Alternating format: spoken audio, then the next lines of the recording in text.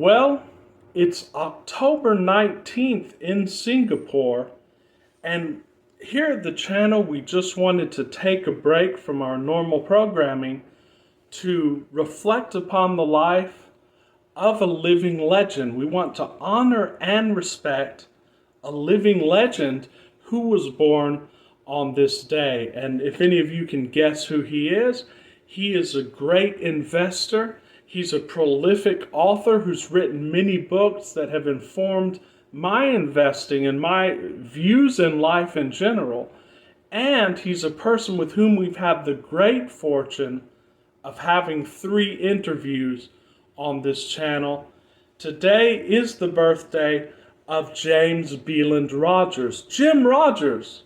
He was raised in Demopolis, Alabama, in a very, very small town from humble beginnings, and he embodies many points that we talk about on this channel. He embodies our philosophy very well.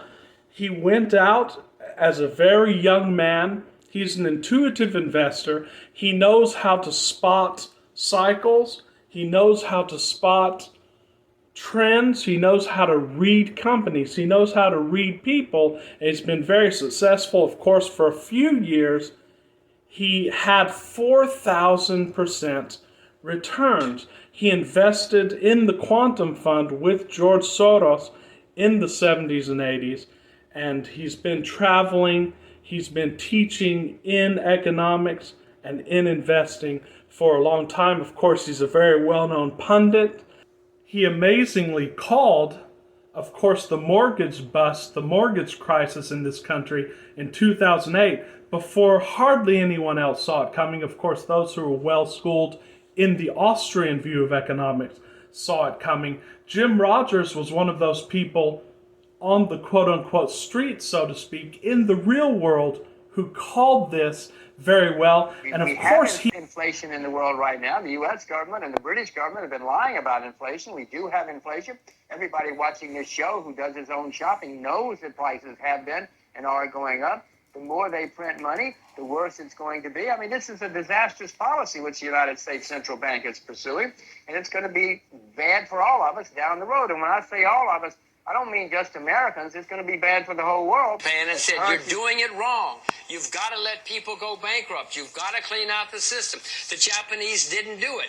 They continued to prop up zombie banks and zombie companies, and they still talk about the lost decade. Mr. Geithner was supposedly in Japan in the 1990s. You know what he said the other day? I almost fell on the floor. He said, well, it's because the Japanese didn't spend enough money. Balderdash. The Japanese did nothing but spend money, and at the same time they refused to clean out the banking system. America's making exactly the same mistake, and the politicians are making it worse, not better. And you know why they're making it better? They're making it worse, Laura? They want to support their friends on Wall Street and the bankers so they can all keep their Maseratis or their Ferraris or whatever they're driving. We mean there are no bad banks. They're not letting people fail. I mean, but nobody, the idea that the U.S. government is now going to go and buy these toxic assets, who's going to set the price, Laurie? Either the banks are, and they're going to set it too high, and the taxpayers are going to lose out, or they're going to set it too low. It's not going to work. It never has worked. Very well, and of course he's calling what's happening now economically. As you can see, what should we all be doing to prepare for the worst? Well, the worst is going to be, it's got to be a bad recession. The debt has skyrocketed everywhere. Even China has a lot of debt now. So the next recession has got to be the worst in our lifetimes, because the debt situation has never, ever been like this in history. And we're very fortunate again to have him interviewed on our channel. Today, we're so happy to be joined by Mr. Jim Rogers, the legendary investor. None other than the one and only Jim Rogers. It's a pleasure to once again have you, Jim, at this virtual table. Well, I am delighted to be here. You're always fun and informative, for me anyway.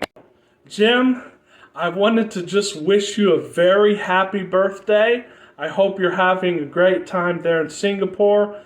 And I wanted to thank you because I call you a friend of the channel. I'd even take a great liberty in calling you a mentor of the channel. And you've shaped my life in many ways. From the time when I was in my early 20s during the 2008 crash, I first heard your name from Tom Woods, who was a great teacher of Austrian economics at the Mises Institute. And he said, listen to this gentleman. He's from the investment world, Jim Rogers. He's very good at predicting what's going to happen, and he's very good at applying the theory of Austrian economics to investing and to the real world. I've been following your work since then, so for probably 15 to 20 years now, just when I was cutting my teeth in Austrian economics, and I learned a lot of investment theory and, of course, practice from you, as well as a lot of things in life. You, of course, embodied the concept of early retirement before that was a thing. You retired at the age of 37, and you said very famously that I want to make money not to get rich, but to buy my freedom. You did that, and you inspired countless people after you, including this channel, to pursue that life of living free and of not having to go to work for a job and a boss, and of course of doing what you love. Anything else? So we both were loving what we were doing, and it was successful. And it didn't feel like work to you, did it, Mr. Rogers? I never thought I was working. I didn't think I had a job. It was just a lot of fun. People used to say, you work awfully hard. I said, no, I don't. I'm having so much fun. If you figure out what you love and pursue it, you're probably going to be successful. Because those are the most successful, the people who are doing what they love. They never go to work. They wake up every day and start having fun. So if you can figure out what your own passion is, you'll probably be successful. And if you're not successful, you don't care. You're happy. You're happy, so you don't care if you're not successful. And that really embodies the ethos of what we're all trying to do here. Many of your predictions in our interviews have already come true. Is your opinion about the outcome of that? Do you think Trump wins again, or do you think Biden can actually hold on to it? And how are you investing to sort of benefit or bet on what's going to happen in the election, if you're doing anything in that regard? Well, I certainly hope we have the election. We always have. It would be shocking if we don't have the election. But history does show that normally whoever's in the lead at this stage rarely wins. Somebody else wins as things come up and change whatever happened. Remember Hillary Clinton was a lot. Could not lose, et cetera, et cetera. So if I were betting today, and I'm not, for the reasons I just said, certainly. It certainly looks like Mr. Trump. Mr. Trump seems to be a lock. But you think something could happen that snatches that victory away from him? Of course, it often has. Something has happened. I mean, this is not predictions, but people die, go to jail, all kinds of things happen. It's a long time until November. A statement that was very correct. When we talked about the Israel and Iran crisis in April, you said, encouraging thing from my point of view as an investor or as a citizen is that somebody seems to be trying to calm things down. For some reason, fortunately, this time both sides seem to be trying to calm things down, including Washington.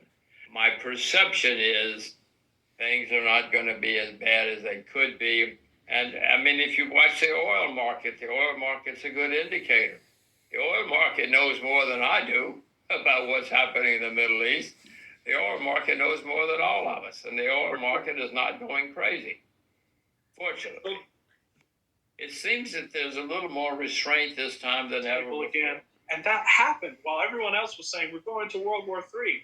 Well, now we find ourselves in an arguably more dangerous position with, of course, Israel assassinating Ismail Haniyeh in Iran, and now Iran has promised revenge. Do you think that Iran is going to do another non-impact event and then everything will be back to normal? Do you think this time we actually do have a chance to escalate hostilities?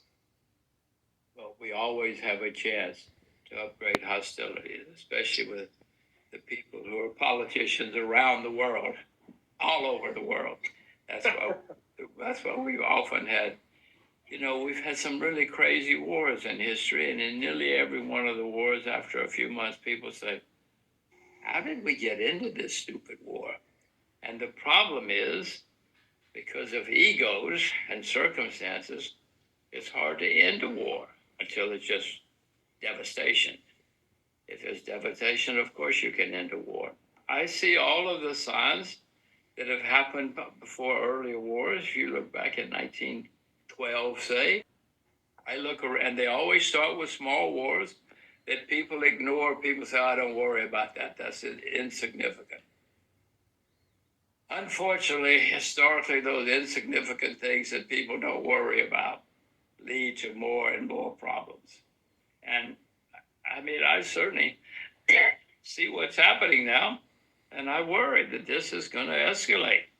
I don't know where or how or why, but someplace that we're not thinking about right now often turns out to be a big problem.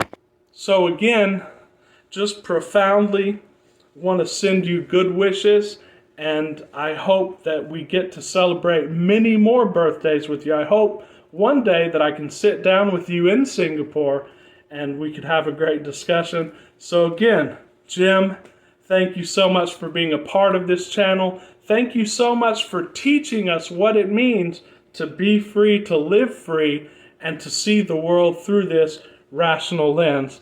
So I hope we talk again soon. Happy birthday.